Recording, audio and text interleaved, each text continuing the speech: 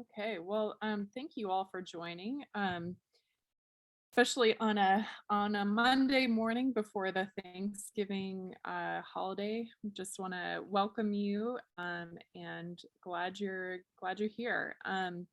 My name is Krista Herringa, and I'd like to begin by acknowledging that I am from, live, and work on the traditional homelands of the Lower Tanana people here in Fairbanks, Alaska. And this is the Alaska Tribal Resilience Learning Network, which is part of the Alaska Climate Adaptation Science Center, which is one of the 8 climate adaptation science centers around the country. I want to go to the next slide, Mike. I also just want to acknowledge that our offices at the International Arctic Research Center are also located in the traditional territory of the Lower Tanana people on Trachiada, which is translated to Indian Potato Ridge. And the UAF campus was formerly named in the Trachiada campus, and the name was recognized officially in 2013. And this place was traditionally used or used to gather the Indian potato or Trachiada, and you can see that that picture in the background. It's also really beautiful, and this was a place where people also came to look for caribou. It's a hill that overlooks the Tanana Valley, and it's been a while since caribou have traveled through this valley. But just want to acknowledge that this is a place that has been used by the traditional stewards for many generations. If you want to go to the next slide, Mike. If this is one of the first information sessions that you've joined, just want to acknowledge that the Alaska Tribal Resilience Learning Network was formed this past spring in partnership with the Alaska Pribilof Island Association, which formerly hosted the tribal liaison position under a cooperative agreement with the BIA and USGS within the Department of Interior. And the Learning Network was formed to support Alaska Native tribes and entities in their climate adaptation efforts. If this is one of the first information sessions you've joined, there's a number of different ways that folks can participate. We do host one-on-one calls to respond to specific tribal adaptation needs. We also will hopefully be kicking off monthly Learning Network calls here soon again. We also host the Tribal Resilience e-bulletin, which goes out every 3 weeks or so, and that's a good way to learn about upcoming events and resources. And if you are not signed up for that, I would definitely encourage you to do so. And then, of course, our monthly information sessions. All of our information for each of these can be found on our website, as well as past recordings. And if you can go to the next slide, Mike. Just as a few reminders, if you are calling in, please mute your phone. If you don't have a dedicated mute button, you can press *6 to mute your phone. And if you are using computer audio, all participants have been muted, and during the Q&A session, you'll be able to unmute yourself and ask questions. You can also enter your questions in the chat, and we will read those out loud. And lastly, the session will be recorded. This will be available on our Learning Network website, as well as all of our past recordings. And if you're able to access the chat, we'd like to invite you to introduce yourself and where you're calling in from. And there's a few announcements that I would like to review today. First, if you have not already heard about the DOI. Sorry, you may have entered an invalid conference code or dialed an incorrect number. Please verify and try. Sorry about that. We're probably trying to hook our 1-800 number. To start or join your conference, press 1. You will now be placed into conference. After joining the call, to record the conference for those who may miss this call, or for future playback, press star 2. Sorry about that. We are getting our line hooked up.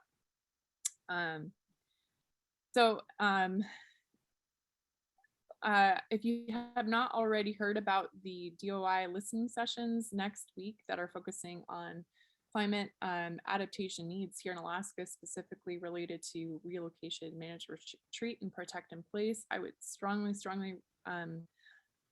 encourage each of you to go ahead and join these sessions. There's going to be 2 sessions, one on Wednesday from 1 p.m. to 4 p.m. And the next is on Thursday, December 2nd from 9 a.m. to 12 p.m.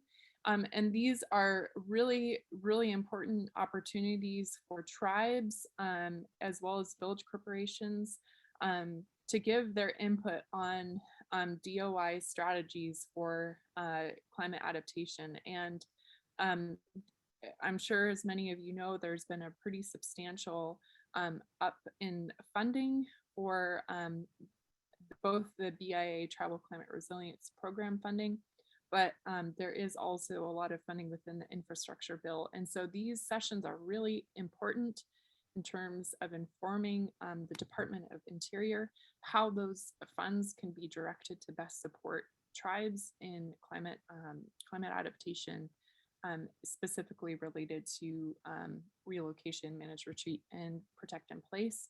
But there also is going to be room in those sessions to talk about how climate is impacting food security, as well as other climate impacts that might not fit within those 3 areas. And so definitely encourage you to join, and if you are also able to share that out within your networks.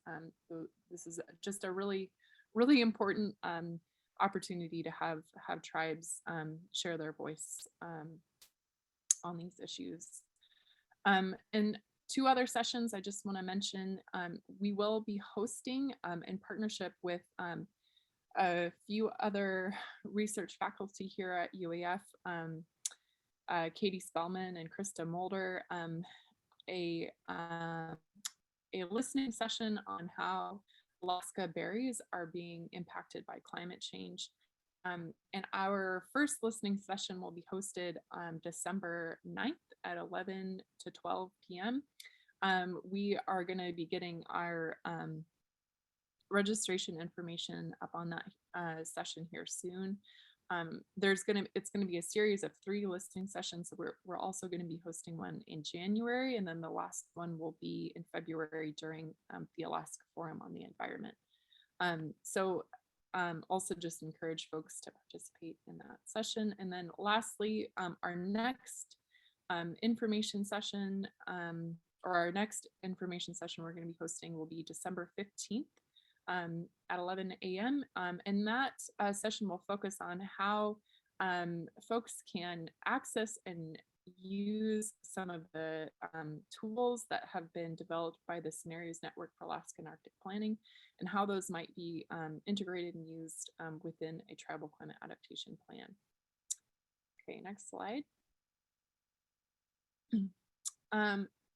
And today, just to give an overview of today's session, we have 3 speakers that will be sharing today, and I'll give their introductions here next. But just an overview of the session first, they'll be sharing a little bit about village level climate adaptation actions. That will be followed by an overview of some of the adaptation support that is available for Alaska Native villages, as well as just a preview or an overview of different adaptation actions that are being used or done by Alaska Native villages. And then that will be followed by an overview or an introduction to the Tanana Chiefs Conference Climate Change Cooperative. And so we're really grateful for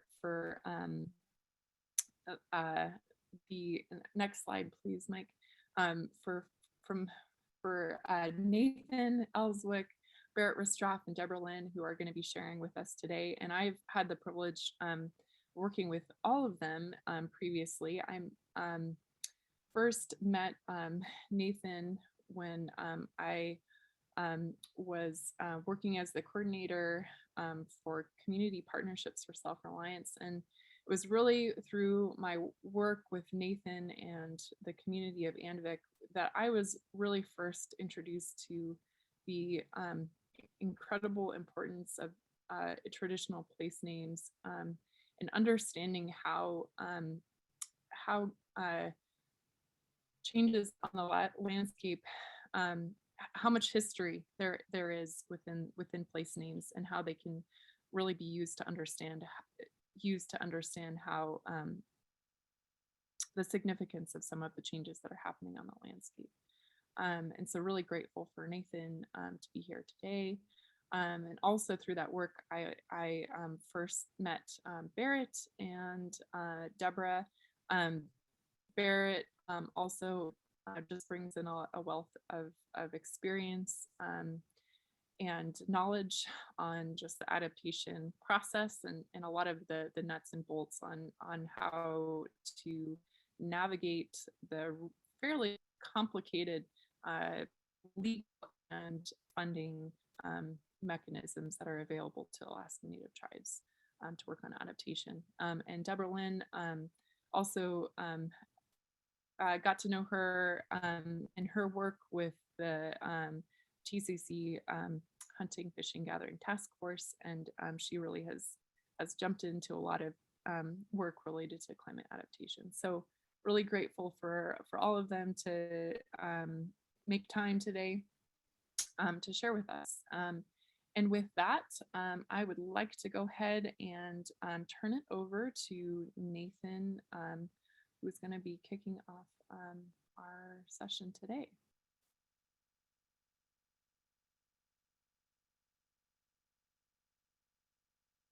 And Mike, if you can go ahead and share that slide.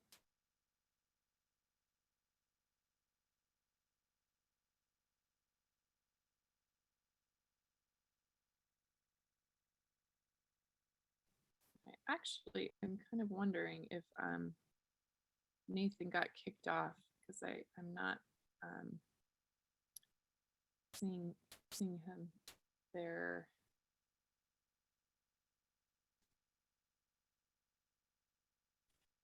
I might, Deborah, turn it over to you, maybe to talk through some of those initial slides, and then hopefully when we get Nathan back on, he can.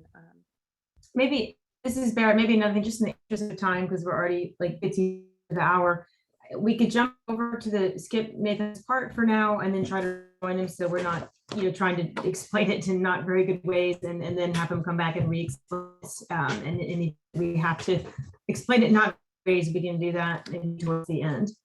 Okay, sounds good. And I see his note in the chat, so we'll troubleshoot that. Thanks, Barrett. That sounds like a good plan. Which slide would you like me to skip to, Barrett? Can you just go ahead and skip, and then I'll ask it for you to pause for we're there at the ones I was going to start with. Okay, that's good right there. I'm sorry. Can you? But yeah, that's it right there. Okay.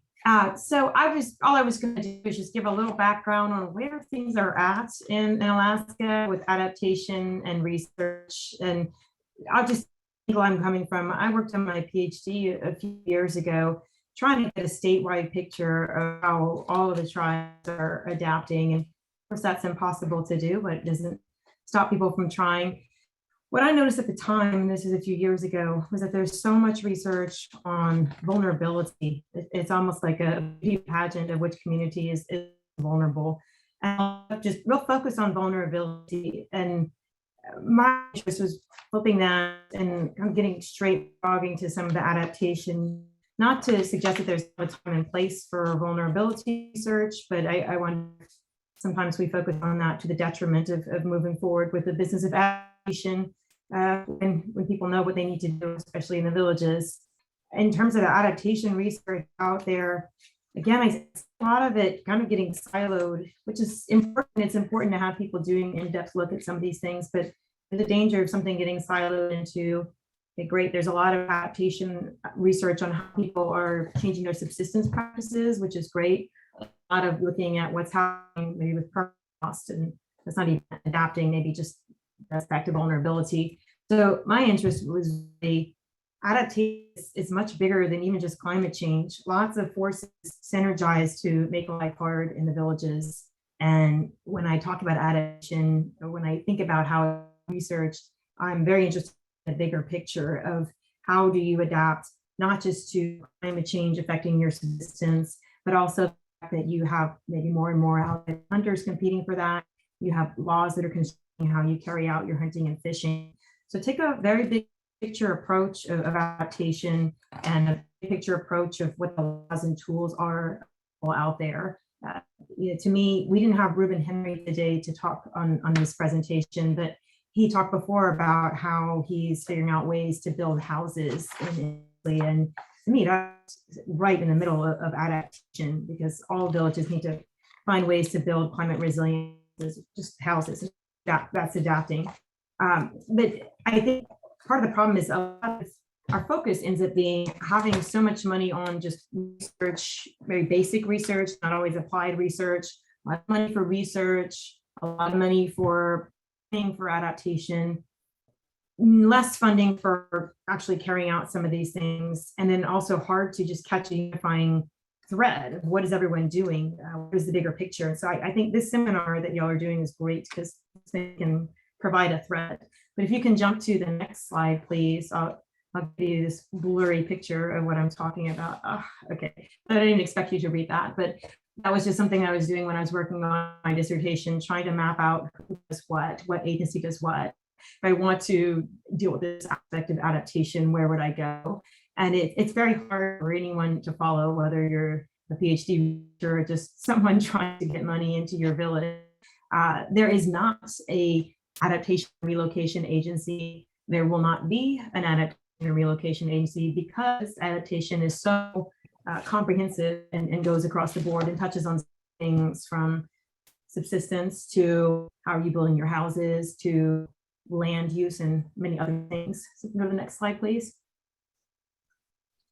All of that is to say that whether or not there's a lot of research out there kind of detailing the bigger picture of how people are adapting to climate change and all the other forces that conspire against the villages, people are adapting in ways. And I wonder, Mike, if you could just, there's no reason for people to read over all of this. People can see this later on and get some ideas from it.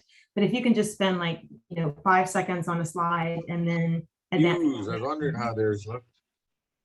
We made them back. Let me just take a pause here, because all I was doing was just kind of laying out some general adaptation actions that I've been seeing across villages that I have on slides for people to see and maybe digest in more detail later. But since Nathan is on, I think this would actually be a perfect place for Nathan to drill down a little bit more into what is going on in his community and things that he's been working on. So Mike, is it possible to go back to the first slide? Not the very first presentation, but this one after that. And Nathan, are you able to pick up here and tell us a little bit about what's going on in it? Sure, I definitely can. Floor is yours.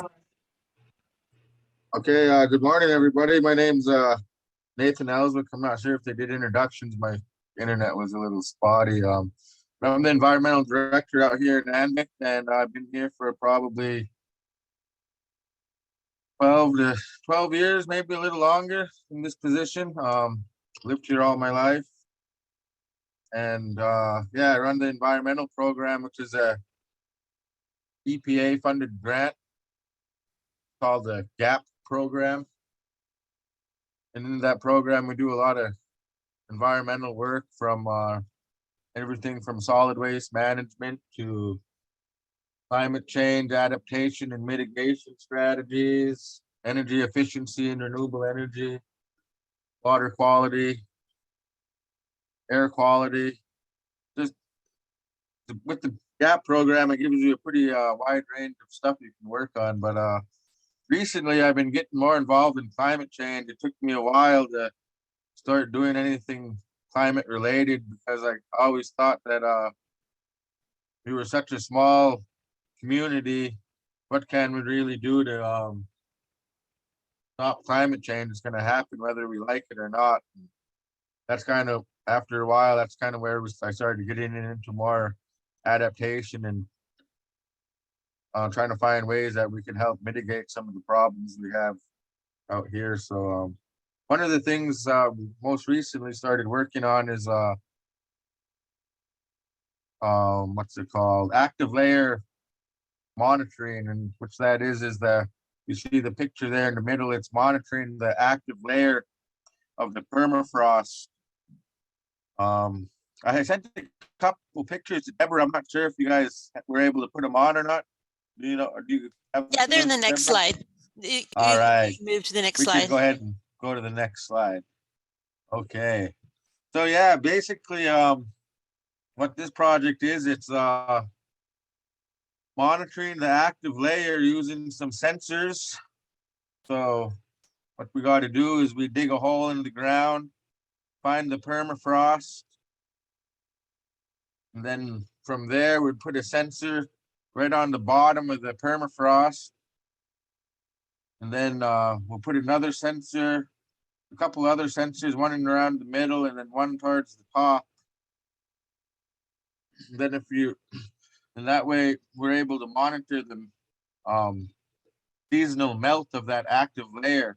That kind of gives you an idea of what the permafrost is doing by monitoring if that active layer is increasing or decreasing. And in the picture here, this is Edda Mutter. She's a environmental scientist for the Yukon River Intertribal Watershed Council, which is a nonprofit organization that works with 70 indigenous tribes and First Nations all along the Yukon. So let me see where we at here. So basically when she came in, this was pretty much our first try at this. And what we found out is our permafrost was a lot farther down than we originally anticipated. So we did install this meter or the monitoring stuff, but it's actually not monitoring the permafrost this year because we actually next season we're going to have to dig a bigger hole. We didn't have the right equipment at the time and it was already freezing pretty good. We're going to have to get down probably another, I'd say 4 feet to get to the permafrost. That way we're actually able to monitor it. But we did hook it up and that gave us an idea of how it's going to work. So that was kind of cool. But basically, yeah, you have your sensors in the ground and then this thing on top. Can you guys see my cursor or no? Probably not, huh? Since it's not shit. Anyways, there we go. That picture right there, that little white thing on top there, that's actually the temperature and station. And so that gets your ambient air temperature and stuff. And the bottom left picture is the computer. So it has a little drive. You can plug a computer in there and you can set your sensors on how often it records the data. And I can't remember the exact times, but I think it's every minute or every maybe 5 minutes or 15 minutes. And I think we have ours set on the last setting, so that way we save batteries. So basically this thing runs off of two AA, 2 or 4, I'm not remember, but AA lithium ion batteries that runs the sensors. So I did ask the question if it's able to, I was curious on how cold temperatures, how cold it gets, and if it still works. And she said they haven't had any issues, but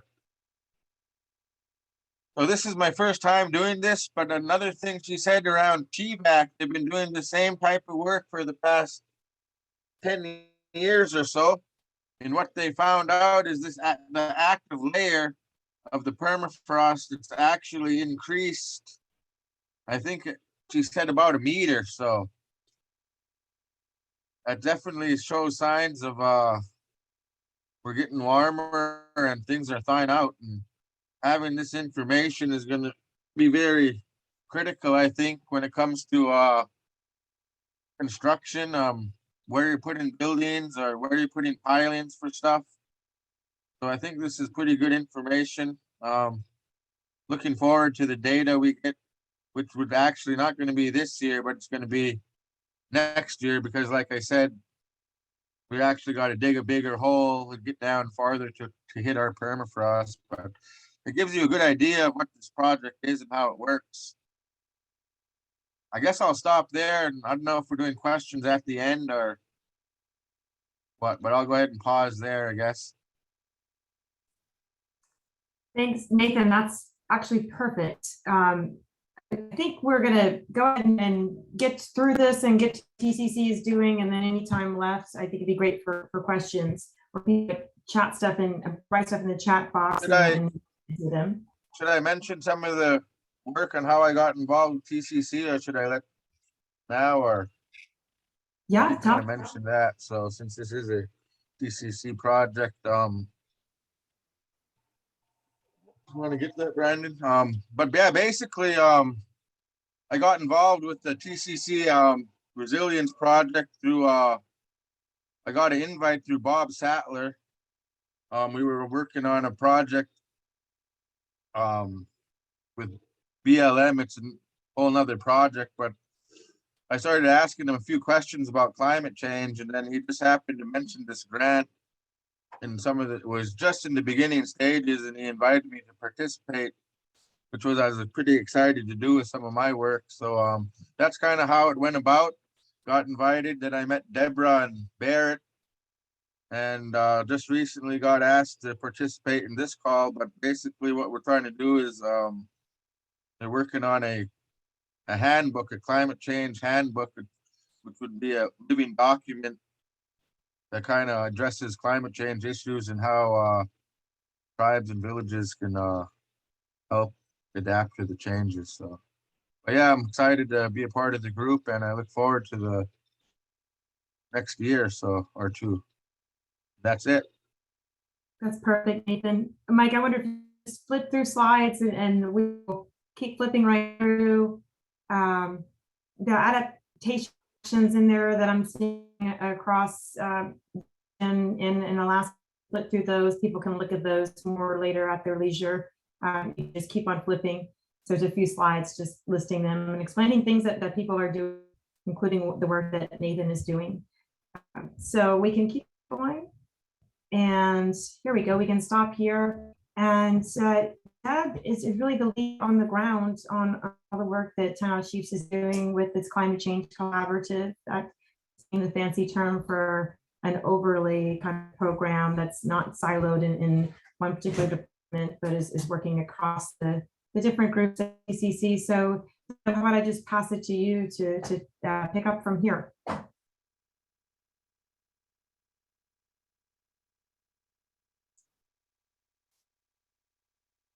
Hi, yeah, I was just getting Shauna a link to this presentation. So there we are, we're at the page I'm talking about. So this is the TCC formed the climate change task force that Nathan spoke about. And what this what the main mission is of the climate change task force is to create tribal leaders that will be able to provide expert advice and to be able to work with TCC programs to address adaptation solutions and to look at what are the priorities of climate change throughout the TC region, which is housing and food security. And so some of the things that Nathan spoke about is it's really important to know and be able to assess the land as to be able to provide solutions for where you're going to build housing. And that starts with, where resilience housing comes in, is knowing where the land is the best location to build on. And let me see where. So, let's see. So could you move to the next slide? And so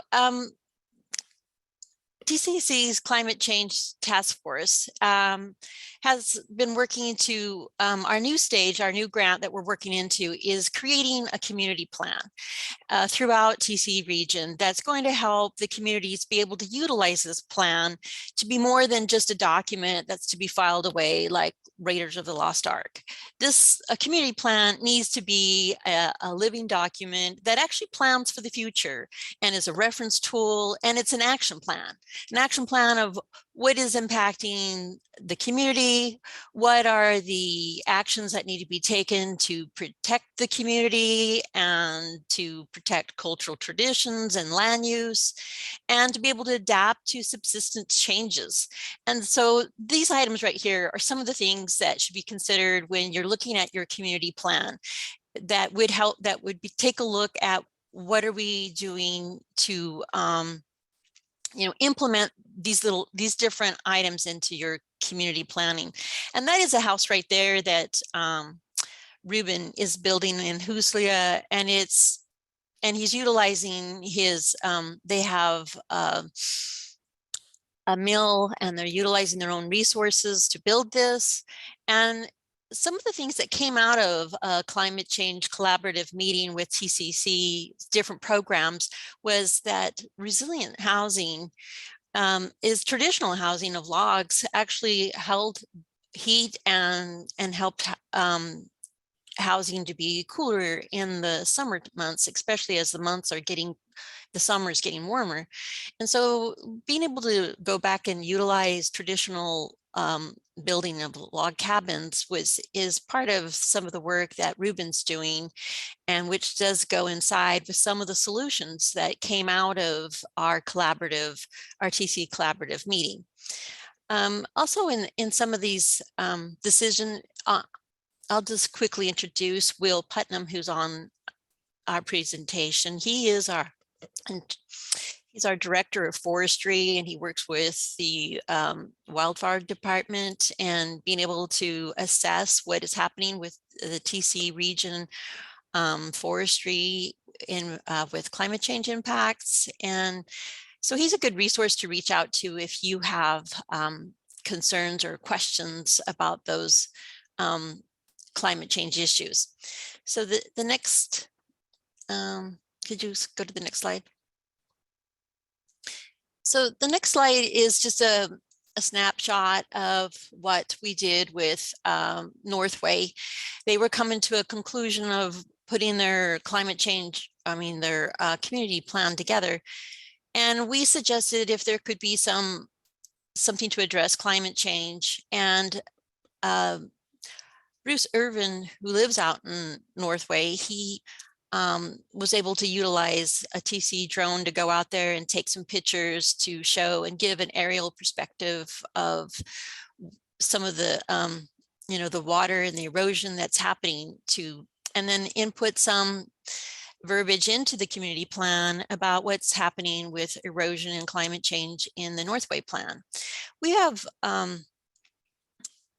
other communities that we're going to be working with to looking at how we can integrate more of a holistic plan with those bullet points in the previous slide, that how can we input those into community planning, which is we're going to be working with Fort Yukon, Minto Flats, and Tanana are some of the tribes that are interested in looking at how could they include additional components to their plan to be able to really take a good assessment of what's going on and what can they do to better prepare for any of the risks of that climate change is impacting their community.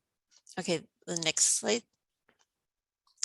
And so just to give a little overview of our climate change task force. They're working to be able to provide advice for building better resilient homes and being able to be lead projects within their villages to be able to help out with climate change impacts, and also helping with creating holistic planning into their community plans. And also, I'd like to mention that we're always recruiting any tribal members throughout the TC region who are interested in participating. We do provide a stipend for participation. And if there are concerns that you have with your community, we would like to be able to, if you're interested, please contact me, Barrett, to get involved with our climate change task force. And you can, and our contact information is right there. So that's all I have to present. I can just add a couple of things. Deb, I think you did a great job of overlooking at it. I think the neat thing about the Northway plan that Deb was talking about was that the idea was, don't take climate adaptation and put it in some separate plan, because you want to not have too many plans if you don't have to. You want to have as few plans as possible, as little paper as possible. So that is maximizing the chance that people will actually be able to read and implement it. So even within that plan itself, that was Northway's general plan. And the idea was not even to have like a separate climate change section on to the end, which is almost like having our plan. It was to go and do a review of the plan itself and look in there and be like, okay, right there in that housing section, maybe that's, we want to talk a bit about erosion or permafrost melt or something like that, and just bring it in. That's what we mean by mainstreaming climate change into everything, rather than having it be a standalone concern. So the idea is, as it comes time for other communities to have community plans, it comes time to update them. Why just have the same old thing? It's important. I mean, having the houses, having economic development, that's important stuff. But why not take this chance to bring in climate change and maybe even other things? Because again, keeping the holistic vision in mind, bringing in the idea of, you want to have traditional cultural property. How do you want to plan for justice? Knowing that right now there's a lot of Department of Justice grants out there that can even find buildings for people to use in the community. So how do you want to take in consideration the Infrastructure Act and all those things that are coming along? So I am hopeful to see more communities take advantage of this and get involved in it. And just to hone in again on what Deborah was saying about the task force, the idea is that the ideas should not all just be coming from centralized office and Tanana Chiefs. They should be coming from people like Nathan, who are out there in the field, or Bruce, or we mentioned Ruben Henry over in Huslia. Those are the people that can give real meaningful feedback on the things that Tanana Chiefs is doing. That's why having that task force is important. And that's why it's open to anyone. There's not a limit like one person per village or regions. If people are interested, please get in touch, and that's something that we can provide some training on to get people up to speed. And we hope to get back to regular meetings of the task force and more continuous input to TCC. That's all I have, unless maybe Deborah or Nathan wants to add any more. I don't mind having a lot of time for questions and answers. I also, if people don't have questions and answers, I could dig into a little bit more some of the aspects of the collaborative work, particularly with hazard mitigation.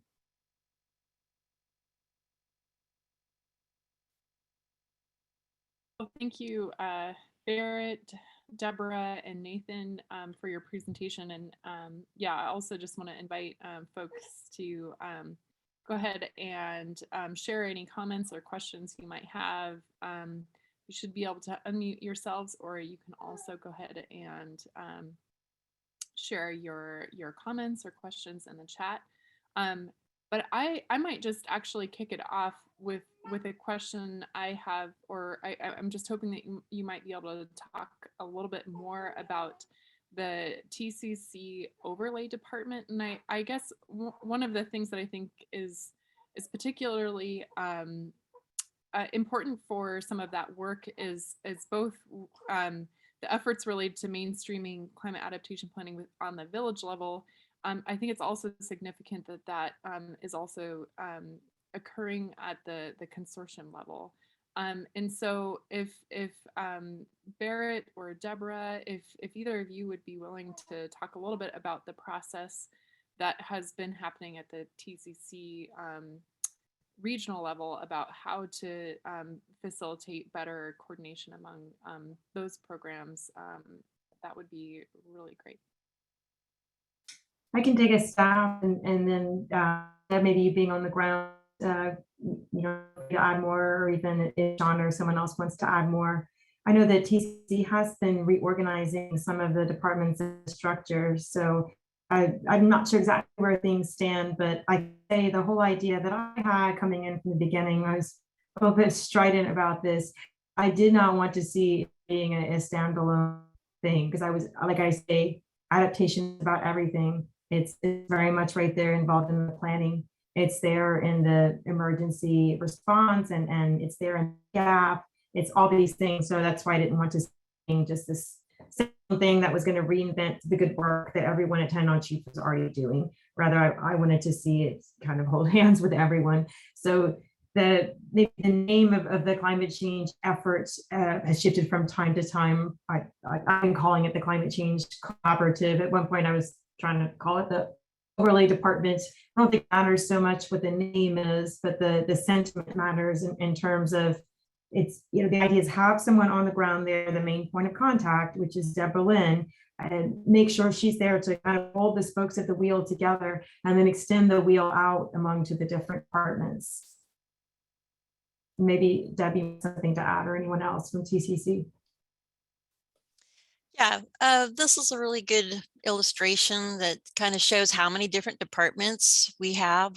There's more than this, but these are some that we are working with right now on different projects and being able to get their advice.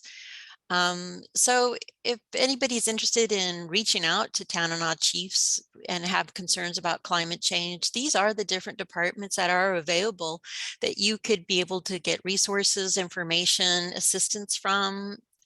There's experts in each of these fields to be able to help. And that's the reason why we're collaborating within our own organization, is to be able to utilize these different experts and be able to, when we're working on the same projects, instead of working in silos, start streamlining our work effort and our workflow by working together and helping each other out on different projects.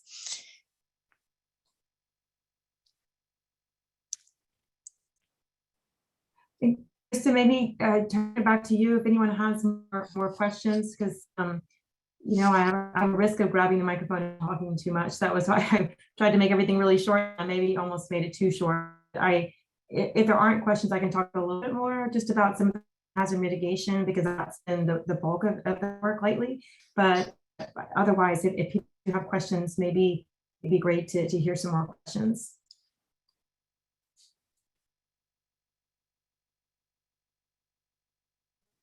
Oh, sorry, I was on mute. It looks like we have a thumbs up from Mindy in terms of jumping into some of the other talking points that you have, Barrett, but maybe I'll just take a pause and just see if anyone wants to follow up with any other questions.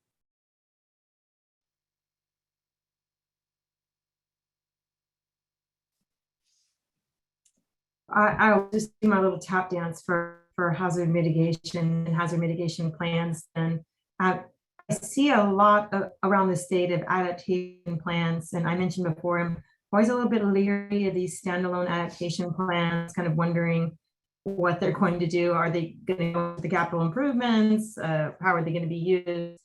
But one standalone plan that communities generally have to have if they want to get big money from Federal Emergency Management Agency, which is the biggest adaptation funders around, aside from housing and urban development.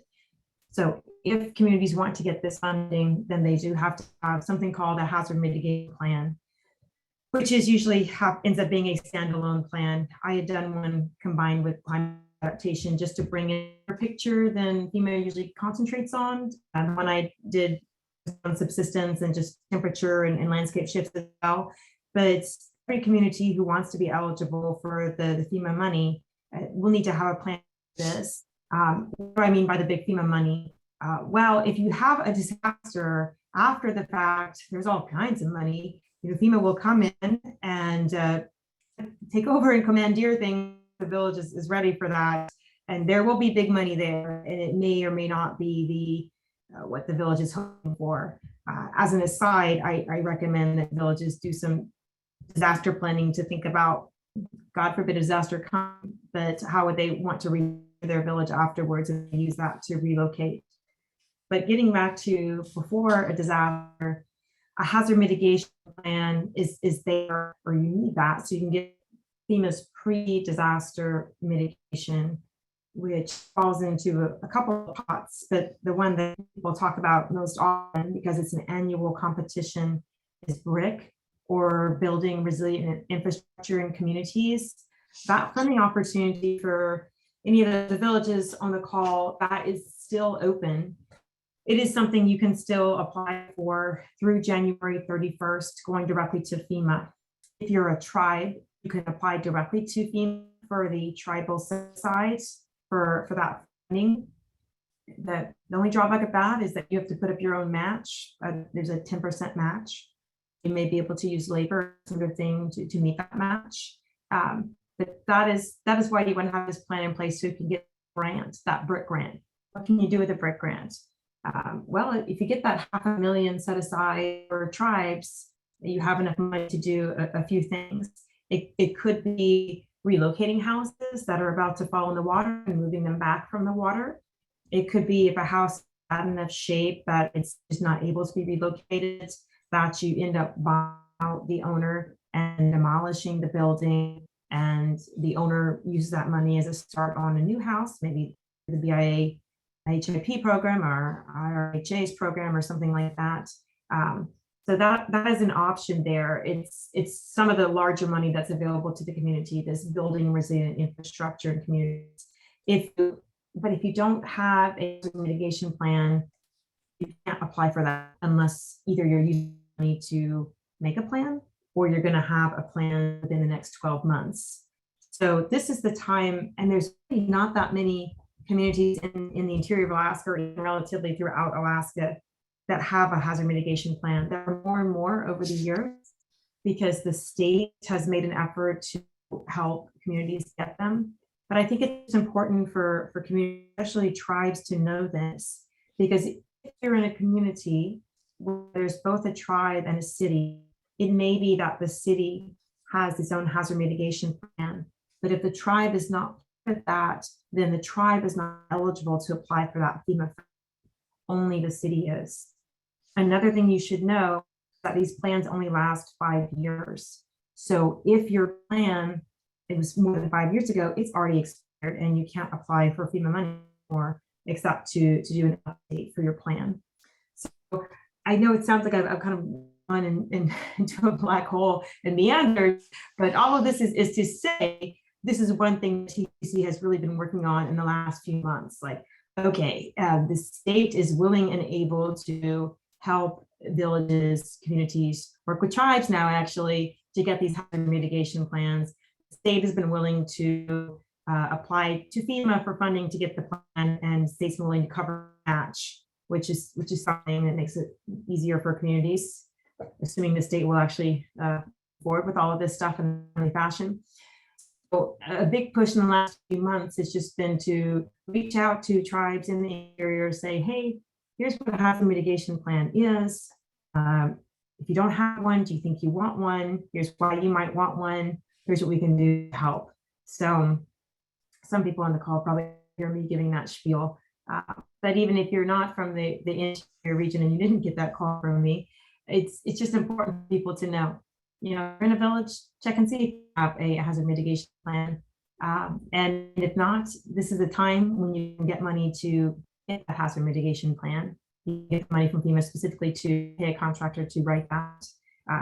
You know, using these BIA resilience grants, I've seen some people use a BIA resilience grant as a way to stage the hazard mitigation plan. Maybe use that as the way to not only write the hazard mitigation, but maybe do some other work too. The BIA Resilience Grant has actually a planning grant. It will be interesting to see with the new Infrastructure Act that came out. I think Chris mentioned that earlier. $216 million going towards BIA's Tribal Resilience Program.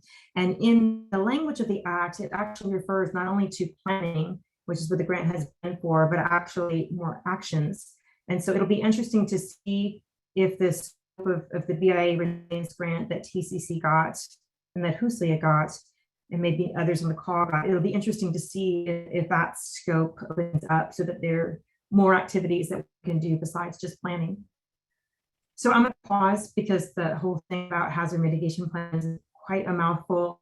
And if anyone has questions or wants more detail on that, I'm glad to now. I'm also glad to touch base with people. You'll be able to see my contact information on the slides and into the call. I'm also glad just to talk more to people one-on-one about what that's all about.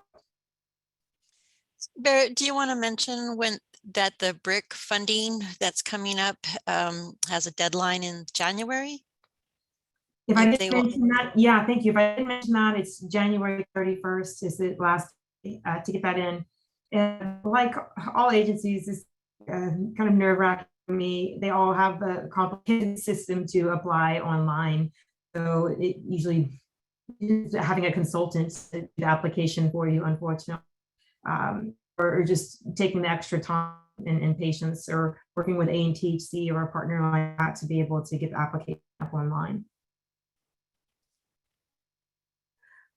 Another thing I think we might mention, we have up here on the slide, I just went off on the HMPs, and we've talked a little bit about housing. Deborah talked earlier about building guidelines. Since if we still have Will Putman, I wonder if I could put him on the spot, because I think a lot of the work that he's been doing with forestry and looking at the bigger landscape picture is very much in the line of adaptation. And in TCC's handbook or plan, which is just a simple bare bones list of, hey, here's the things that TCC is doing to try to mainstream climate change and help villages adapt. In that handbook, we have it on forestry, and frankly, we're just highlighting things that Will have been doing for quite a while. So Will, if I can call on you and put you on the spot, I wonder if you wouldn't mind telling us a little bit more about what forestry has been doing for a long time now, which I really think falls squarely within climate change adaptation and just really adaptation. Yeah, thanks, Barrett. Well, the kind of thing we've been doing the most directly affects, I think, the sorts of things that you folks are discussing here are the fuels mitigation work that we've done near some of the number of the communities in the Tanana Chiefs region. Kind of that we've been doing that work scattered over the last 20 years or so, and it hasn't always been dealt with in this way. But these things are usually often accompanied best by somebody putting some thought into the planning of this fuels work through sometimes through a community wildfire protection plan. And I noticed that Deborah had that listed on one of the slides she had earlier, which I think really, actually, as I see it, plays very directly into part of a hazard mitigation plan, because you're essentially, when you're planning for wildfire protection around a community, that's just one of the hazards that you're potentially planning for around a community. And the wildland urban interface WUI type fuels work that we have sort of tried to put in around a number of the communities in our region are essentially a kind of one of those things that generally comes into the community wildfire protection planning process, and therefore, a hazard mitigation planning process. And so we've done that sort of work scattered through the years, mostly with BIA funding, and just sort of chugging away at it, probably at a dozen communities in the TCC region. And we think that's really useful and valuable stuff, because I think there's some genuine risks out there on the landscape coming from wildfires directly to communities. Those risks have always been there, but they're certainly potentially enhanced through climate change sorts of things that are going on. So it definitely has a climate change factor to it. I would. And don't forget I think another thing that you do is state forest stewardship program and that potential to cooperate with Native corporations. I mean, anyone can do this, not just TCC, but this idea of doing this large scale land use planning and cooperating with the large scale landowners who are the Native corporations out there. I imagine that's something that you worked on before, because I think I about the state forest stewardship program from you, Will, if you have any words on that. Yeah, the stewardship, forest stewardship planning that Barrett's referring to there, that's been a program that's also been administered for quite some time, and is essentially a form of forest management planning, which are the reasons for doing a forest management plan or a forest stewardship plan, of course, can be kind of all over the map. Typically, a traditional forest management plan is driven by some need to use the resource for something like timber or biomass production or something like that. But certainly all the other potential land uses of a forested landscape kind of should come into play in a forest management planning or forest stewardship planning process. And those needs, revolve around food security and community risk and making a more resilient landscape and a few things like that. All these things, one of the issues or problems that can, or that's not really a problem, it's more of a challenge. It's in that a lot of times there's things you'd like to do to sort of, an activity you'd like to support that on the landscape, but the support and the funding is not always readily apparent in terms of how to get there in order to support the activities. When you have a resource extraction going on to generate some revenue to do that, that's one thing. But when you're looking to make changes out on the landscape for other needs, sometimes it's a little tricky coming up with the funding for that.